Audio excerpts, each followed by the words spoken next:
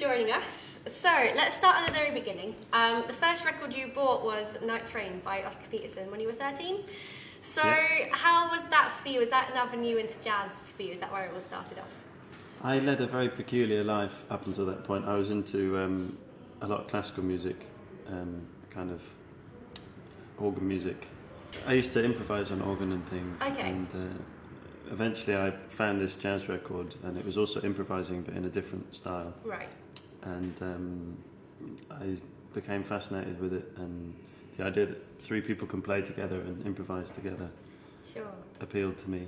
So improvisation is something that you're quite keen on, isn't it, as a performer? Probably more improvisation than jazz, per se. Just I like the musical thing of it, and I like the social thing of it, and the fact that it's very much about everyone being equal or not ever having a fixed role, but moving around. I think that's quite interesting. So was it quite intimidating when you first started off improvising with other people?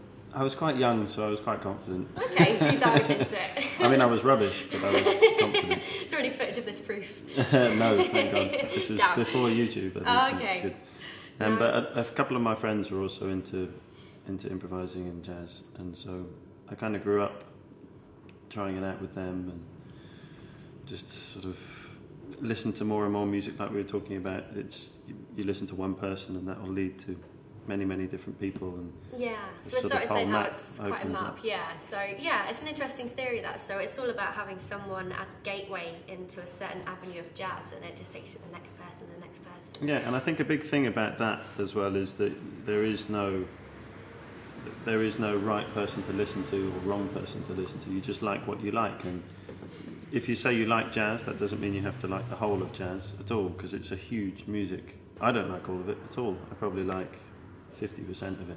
So anyone in particular who sort of inspires you outside of jazz? I like singer-songwriters like Nick Drake, Elliott Smith, Bob Dylan. I like other things like Burial, Kassem. Nice. So the Kit Downs trio is, am I right in saying that's your top priority in terms of all the projects you've sort of got going on? Because you've got your fingers in a lot of pies, sort of musically. That is my main band. That's the only one that I write for. Right. And no one else writes for. Oh, okay. But a lot of other things I do, I treat with the same sort of focus and commitment. Who other musicians are you sort of enjoying in the jazz scene at the moment today? Well, all the ones that I play with. Do you mean in the UK or just generally? Yeah, well, I mean, I think the UK is, the jazz scene's growing at the moment. I think it's becoming more noticed. But, I mean, do you agree? Or do you think there's more life? To a point, yeah. I think by its sort of own nature, because it's quite uncompromising, the music, I think it always exists under the mainstream because the priorities it has don't fit with that world. Do you think that's a shame, or do you think that's where it's just how it is. It's sort of my... This was how I felt after the Mercury. I just kind of felt that the moment that jazz sort of is part of that world, sometimes it changes it. Sometimes it doesn't. Sometimes it's great. But to appeal to such a huge audience, it would change maybe slightly what it was to start with. Sure. I think even if you're not a jazz band, if the moment it starts appealing to a huge number of people, I think it does change the music in some way. Do you let that influence you in any way? I don't really have to worry about that. No, the only experience I've had with it was the Mercury thing. And so let's talk about that. So you were nominated for a Mercury Prize. Was it 2009? Yeah, 2009, I think so, 2010. 2010. So tell us about that. That must have been a huge just shock and celebration all in one. It's quite weird, yeah. It was a really valuable kind of set of lessons I learnt around that time about my own music and where that fits in with a bigger scheme of things. And I think maybe it's quite tempting in jazz to sort of see it as this alienated thing that doesn't exist within, real life. When actually it shouldn't be like that. It's just as much part of real life as any other music. But you get used to being in your own bubble, and I think it was good for me to experience it being in a wider context and all the things that come with that, positive and negative. So what were the positive and negatives that come with it? Positive is we just get to gig a lot more now, and more people know, and I meet people like you that hear the record, and that's a good thing. But negative things of it, I mean, it's just you're you're confronting a very big situation like that, and lots of things you may not realise about yourself, you suddenly become very aware of. And what did you become aware of, do you think? Just where I fit in with that whole music. I kind of realised that the music that I'm interested in maybe will never be such a huge mainstream thing. I wasn't wishing that either, but I really realised it from the reaction we got. Right. That what it did is it appealed to a smaller group of people, but people that really liked it. So let's talk more about your Kit Downs trio. So am I right in saying that James and Callum, who are also in the trio, you studied with for a while? So did you feel kind of obligated to put them in your band, or were they sort of first choice anyway? So I'm going to use this now as an admission. I felt totally obligated. No. I was in the same year at college with them, so we played non-stop for about 4 years. They hear music in a very similar way to me. And they've also been playing my music that I've written for 5 years, 6 years. And you're enlarging into a quintet, right? Yeah. So tell us about that. Are you doing any gigs with the quintet? Yeah, they're all with quintet now. Great. It's with bass clarinet now and cello, and it's good. Makes it sound very different to before. So where are you playing in sort of April, May time? We go to Germany this month.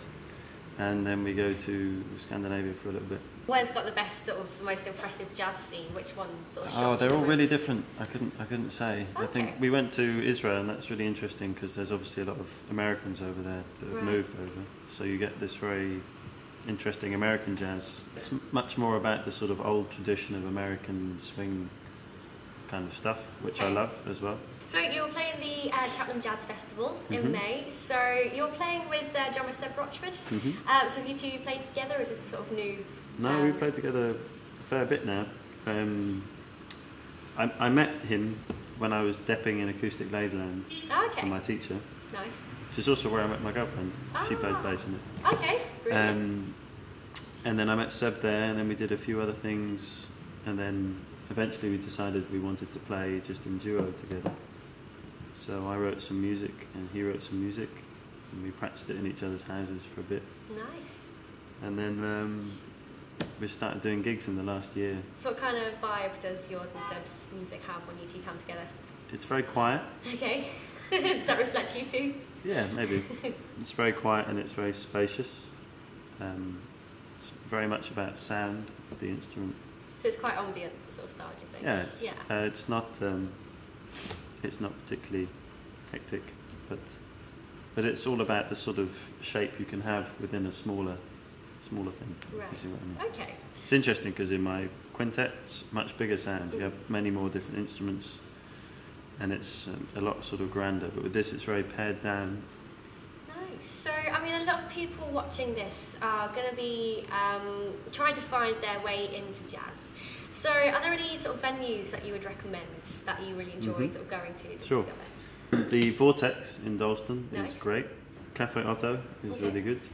Do they all kind of play different styles of jazz, do you think, or do they vary night to night? Vortex does a lot of other stuff as well as jazz. And what do you think about venues like Ronnie Scott's maybe, which is a bit more classic? I mean, we've been around for like 50 years. So do you think that's a good first venue to be introduced to jazz in, or do you think that's a bit more advanced? Depends what you're into. Yeah. It depends what it is about jazz that you like as well. Sure.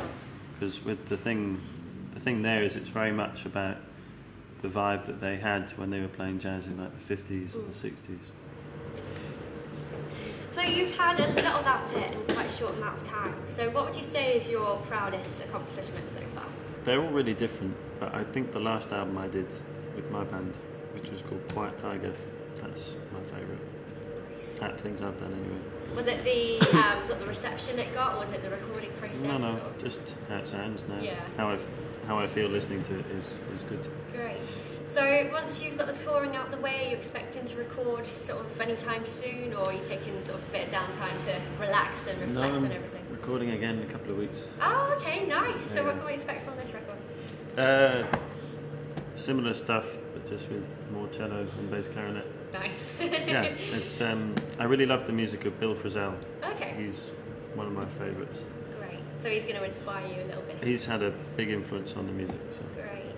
So what inspires you outside of music? I like art, like trying to learn a language. That's Okay. quite What were you trying to learn? Trying to learn German at the moment. Do you ever find that your hobbies influence you directly into your music? Yeah, definitely. Yeah, they're all one of the same. It's just I choose to express myself through the music. So is there any sort of tracks you can think of where you could say, yes, that track was directly influenced by a book I was reading at the time or by a film I saw or anything like that? I'm actually very into quite a niche thing of Japanese art house video games. One of the tracks is about that. And which track's that? Is that Quiet Tiger? A new one, no, it's called Wonder. Oh, okay. What's the process like of being inspired by something like that, so niche and disconnected from jazz? David Lynch puts it in a good way, the way he talks about inspiration. He says that they're already sort of little bubbles of thought that kind of exist in their own space, and sometimes they will come together and make one thing that is right for that time, but often you just have little things that float past you and you wait for another time and pick them out. And I feel about that way. Sometimes things feel right to be influencing things at certain times. Sure. Sometimes not. You're quite inspired by film, so let's explore that. What sort of genre does that take you into? Not genre specific, more director specific. Okay.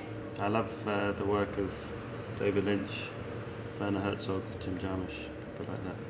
I really like people that use space creatively and silence in film. Okay. So that kind of reflects then on you sort of talking about your music with Seb Rochford, where it's quite sort of sparse and spacious and well, very much about atmosphere as well. Yeah. I think Werner Herzog in particular, and some early Jim Jarmusch things like Down by Law, things like that, are great because there are these huge passages of silence being used in film, which is really, I mean, in the mainstream of film, that's the biggest no-no there is probably. Yeah. But it creates such an atmosphere and such a mood with such a minimal setup. If you watch like Heart of Glass or something like that with Herzog, there's hardly any soundtrack and it's all shot very minimally. But the atmosphere that it creates is so much bigger than sort of some of its parts. And I think that interests me a lot. Well, thank you very much, Kit. Wish you well for the future and have fun at your upcoming gigs. Thank you.